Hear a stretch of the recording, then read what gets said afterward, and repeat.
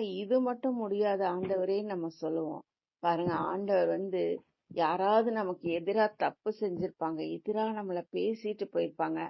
ஆனா ஆண்டவர் சொல்லுவார், "நீ இத மன்னிக்கணும். நீ தான் அவங்க கிட்ட போய் பேசணும்னு" சொல்லுவாரு. அப்ப நமக்கு மனம் கலங்கி போய், "இது என்னால முடியாது ஆண்டவரே. இத நான் எப்படி செய்ய முடியும் ஆண்டவரேன்னு" நம்ம நினைப்போம். ஆனா ஆண்டவர் நம்மை கொண்டே ஆண்டவர் செய்வார். அப்ப ஆண்டவருடைய அந்த கிருபையானது நம்மை வழி நடத்தும்.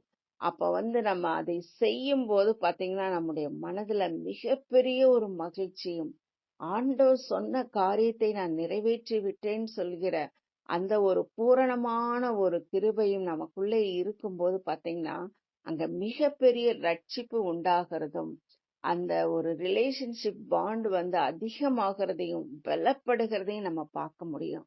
இப்படிதான் நம்ம ஒவ்வொரு காரியத்தையும் ஆண்டவர்